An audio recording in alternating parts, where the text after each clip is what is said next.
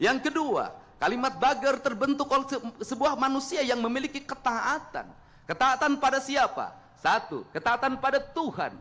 Dua, ketaatan pada orang tua. Yang ketiga, ketaatan pada lingkungan, masyarakat. Yang keempat, yang paling utama adalah ketaatan manusia pada Tuhan. Dimaknai oleh manusia memiliki ketaatan dan penghormatan kepada tanah, air, udara, dan matahari sebagai esensi dari nasionalisme. Para pejuang kemerdekaan Republik Indonesia, keluarga besar Purna Paskibraka, keluarga atau orang tua dari pengibar bendera pusaka yang telah menyelesaikan tugasnya dengan baik, dan sebagai bentuk apresiasi saya memberikan bonus 150 juta untuk seluruh pasukan pengibar bendera pusaka. Pada pagi hari ini kita bersama-sama melakukan renungan dan evaluasi diri melalui memahami hikmah secara mendalam tentang makna kemerdekaan Republik Indonesia yang hari ini memasuki tahun yang ke-80. Seluruh jajaran peserta upacara dari seluruh korps TNI Angkatan Darat, Angkatan Laut, Angkatan Udara, Kepolisian, dan juga ada barisan pasukan yang baru selesai mengikuti pendidikan Pancawaluya di Korps Marinir Cilandak, Jakarta, yang berbaris dengan rapi, memperlihatkan kesetiaan dan menunjukkan pada semua bahwa aku adalah anak Indonesia. Kalau diberi kesempatan, kalau diberi pendidikan, aku setara dengan yang lain. Kemerdekaan adalah membebaskan. Membebaskan yang diinginkan adalah ada 4 hal yang menjadi komponen pembebasan kita. Kita harus terbebas atas hak, atas kepemilikan tanah kita. Kita harus terbebas untuk menghirup udara yang bersih dalam setiap hari. Kita harus terbebas untuk menikmati matahari dalam setiap waktu.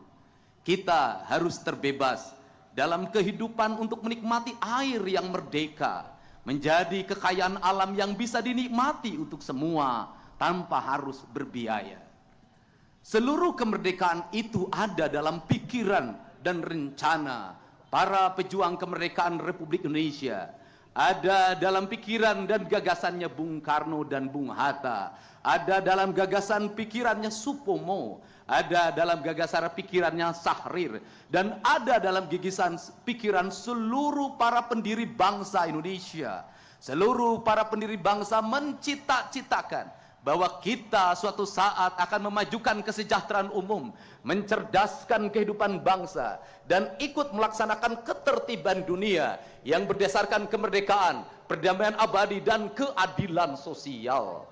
Bahwa kita akan menjadi bangsa yang berdiri di depan, terdepan dalam sejarah kebangsaan kita, dalam percaturan dunia, manakala kita sudah mampu memerdekakan rakyat kita, memajukan rakyat kita, mencerdaskan kehidupan rakyat kita, memajukan kesejahteraan umum kita. Maka pondasi yang harus dibangun oleh seluruh stakeholder, jajaran pemerintahan yang tertata di Provinsi Jawa Barat sampai tingkat desa, RT, dan RW, mengembalikan kembali pesan sejarah kita bahwa bangsa kita harus memiliki hak atas kepemilikan tanah, bahwa bangsa kita harus mendapatkan air yang bersih, bahwa bangsa kita harus menikmati udara yang bersih, bahwa bangsa kita harus bisa menikmati dalam matahari dalam setiap waktu. Karena itulah spirit berdirinya sebuah bangsa, dan itulah prasyarat kedaulatan sebuah bangsa. Relung keadilan itu harus dibangun dalam sistematika berpikir strategik yang dinamakan pembangunan. Maka pembangunan harus diarahkan secara paripurna untuk sebesar-besarnya kepentingan rakyat. Saya tekankan sekali lagi bahwa pembangunan harus diarahkan secara paripurna untuk sebesar-besarnya kepentingan rakyat.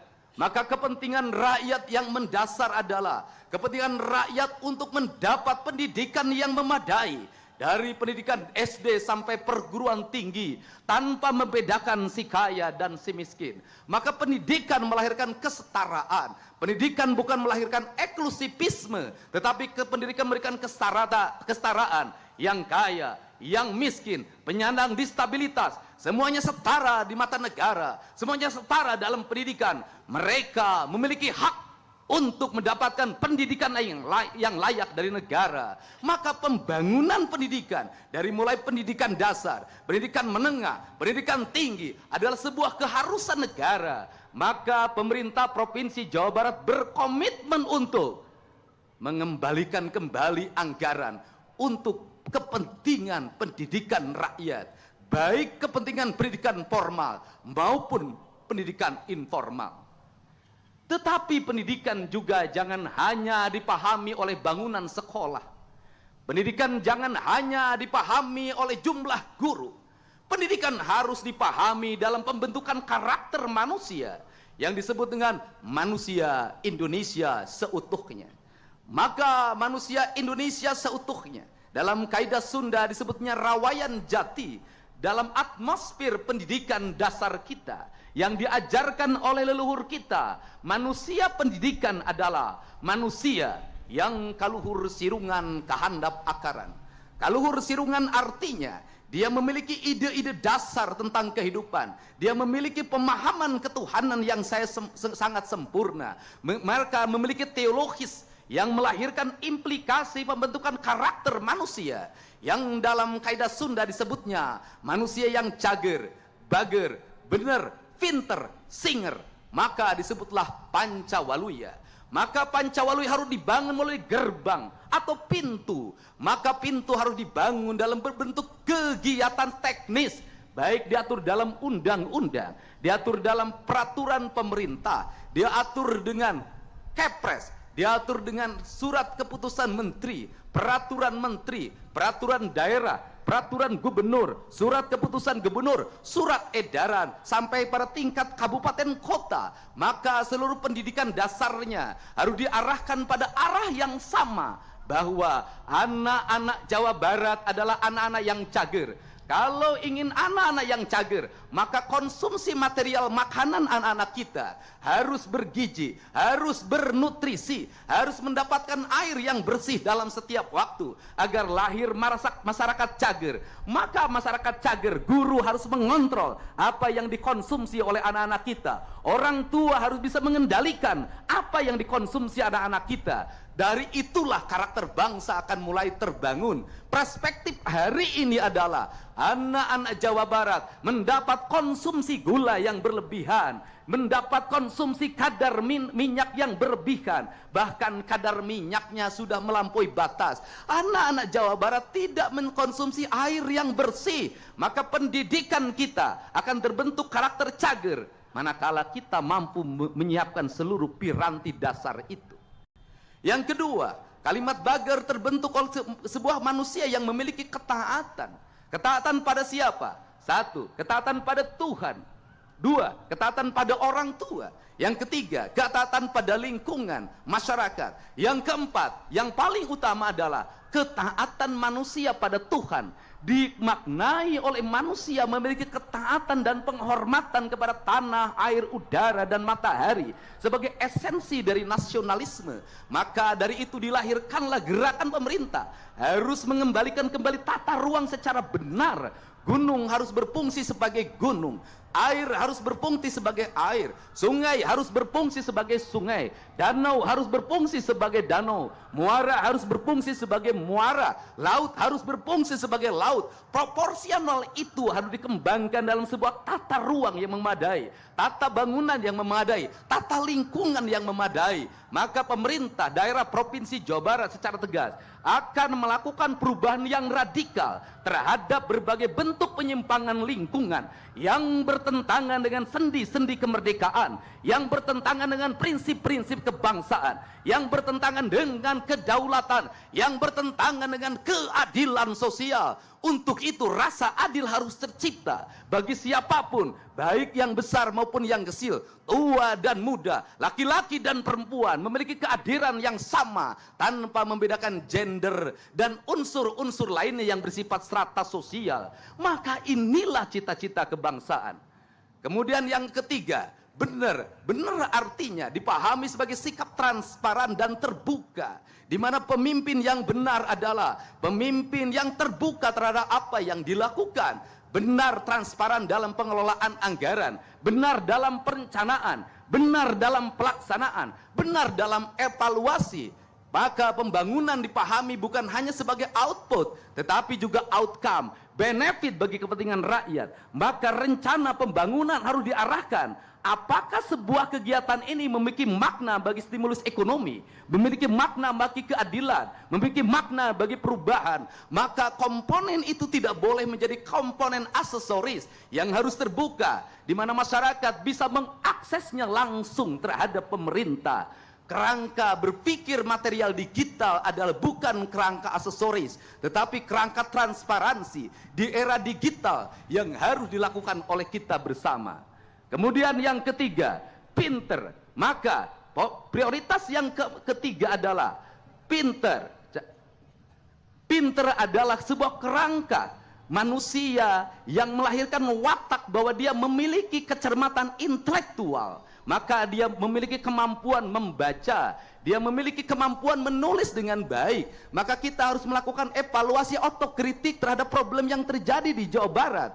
Kalau ada anak SMP yang tidak berhitung, kalau ada anak SMP yang tidak bisa membaca, kalau ada anak SMA yang tidak ngerti matematika dasar, mereka nanti tergopoh-gopoh ketika memasuki dunia industri, mereka tergopoh-gopoh ketika memasuki dunia pekerjaan, mereka memiliki ketahanan fisik yang lemah ketika memasuki TNI, Polri. Maka ini adalah piranti harus segera dibenahi. Pemerintah yang baik adalah pemerintah yang berani melakukan evaluasi terhadap seluruh kekurangan-kekurangan yang dimiliki.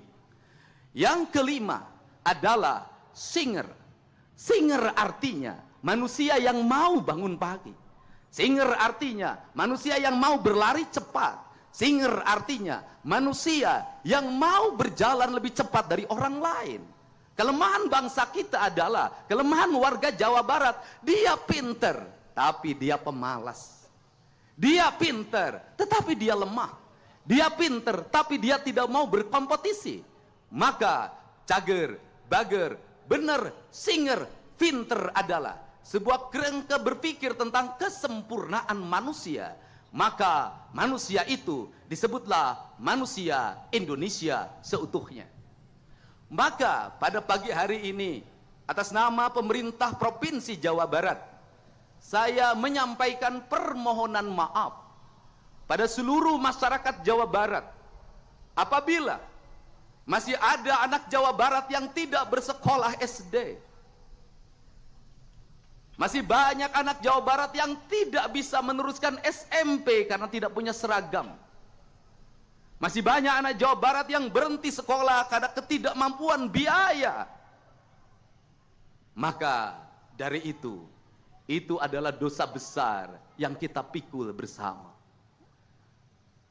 Seluruhnya harus terevaluasi dengan baik.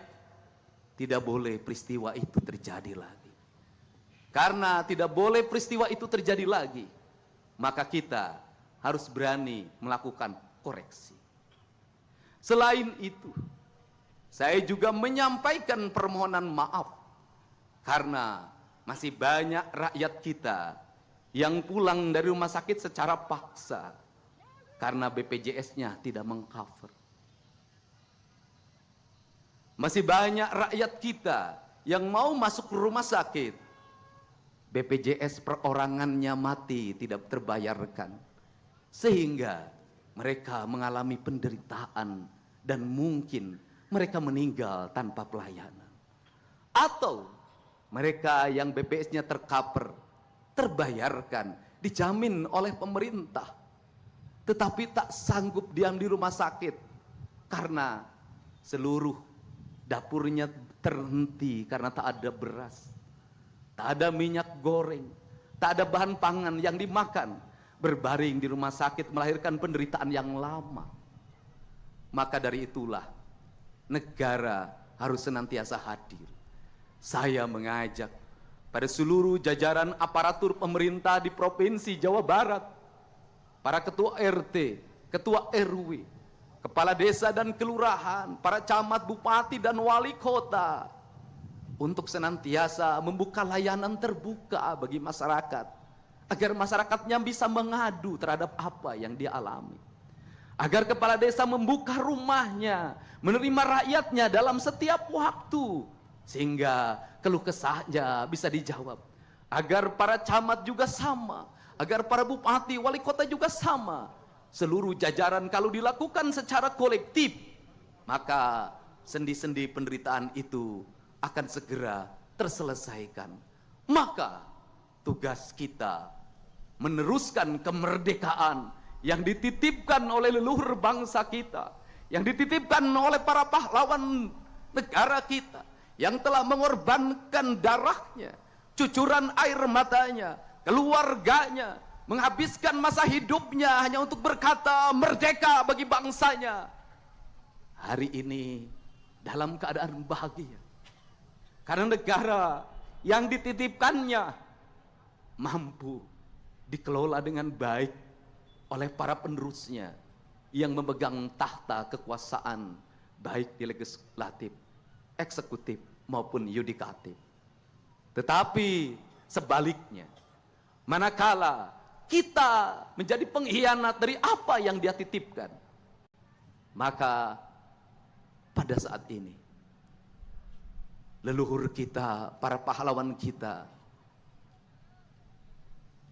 mengalami kesedihan dan kepedihan yang tiada tara. Kenapa? Apa yang dicita-citakan, apa yang dikorbankan menjadi kesia-siaan karena penerusnya tak mampu mewujudkan seluruh gagasan dan pikirannya. Semoga kita semua, termasuk yang paling utama diri saya, menjadi manusia yang tersadarkan, manusia yang tercerahkan bahwa jabatan yang diemban bukanlah warisan, tetapi titipan yang harus dikelola secara sempurna demi kemakmuran, kemajuan rakyat. Saya ucapkan selamat Hari Kemerdekaan Republik Indonesia yang ke-80. Dirgahayu Negara Kesatuan Republik Indonesia. Sekali merdeka, tetap merdeka. Assalamualaikum warahmatullahi wabarakatuh.